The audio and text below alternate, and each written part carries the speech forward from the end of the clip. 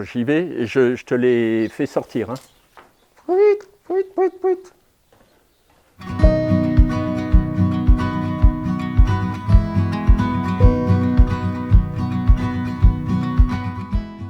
Alors bonjour, Marc Butruy, chemelier, pas loin de Brissac, Loire-Aubance. On a beaucoup parlé de permaculture, mais la permaculture ne peut se concevoir sans la biodiversité, raison pour laquelle nous avons demandé à être refuge LPO. Ça veut dire quoi, refuge LPO? Ça veut dire qu'on est reconnu par la Ligue de protection des oiseaux comme un lieu où les oiseaux sont choyés, entre guillemets.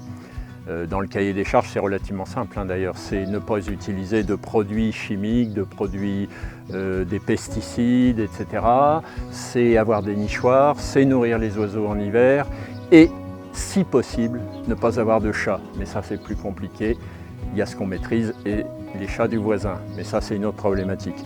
Refuge LPO, qu'est-ce qu'on fait? On nourrit les oiseaux devant la maison tous les hivers.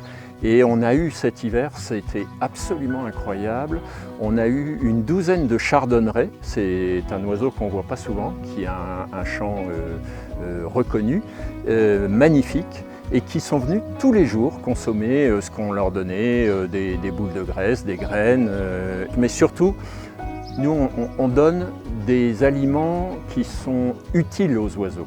On évite le pain, on évite les déchets de cuisine qu'ils ne digèrent pas forcément. Autre intérêt d'être refuge LPO, c'est que nous avons un troglo ici et chaque année, on a les hirondelles qui reviennent à peu près début avril. Or aujourd'hui, l'hirondelle, c'est 40% d'effectifs en moins au niveau national. Donc on est vraiment très content qu'elles reviennent chaque année et qu'elles puissent nicher soit dans le troglo, soit dans l'ancien pigeonnier que nous avons ici. Et l'hirondelle, quelle joie quand le 4, le 5 ou le 6 avril, on voit la première qui revient et ensuite les copines reviennent également. Venons découvrir les nids d'hirondelles dans le troglo.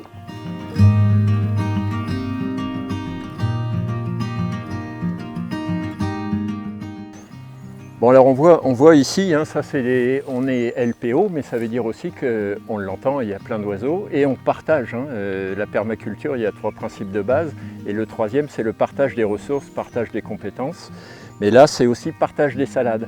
C'est-à-dire que très concrètement, auparavant je plantais 10 salades, s'il m'en manquait une, je me rendais malade. Aujourd'hui si je veux 10 salades, j'en plante 15 et je sais que si j'en ai 10, 11, je serai ravi. Mais là-dedans, il y aura les limaces qui seront passées, il y a les oiseaux qui eux-mêmes adorent les petites salades fraîchement plantées. Les merles ont le chic pour aller chercher les vers de terre.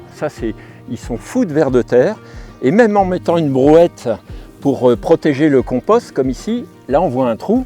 Là, c'est ni plus ni moins qu'un merle qui est venu et qui s'est dit « Tiens, il y a un buffet de vers de terre sous la brouette, je vais y aller ». Et être refuge LPO, c'est accepter que tous ces oiseaux soient dans votre champ d'action au quotidien, mais avec tous les avantages que ça comporte. N'oublions jamais, les oiseaux, c'est les chants le matin, c'est une vie permanente autour de nous, on l'entend. Et si on a des oiseaux, c'est bon signe, parce que ça veut dire qu'il y a des insectes, et s'il y a des insectes, c'est qu'il y a des fleurs, et s'il y a des insectes, ce sont ces mêmes insectes qui vont polliniser les fleurs. Tout ça est étroitement lié, et c'est ce qui fait qu'au quotidien, c'est un émerveillement quand on arrive à cet équilibre permanent entre biodiversité et la nature et le potager, le jardin tel qu'on l'aime.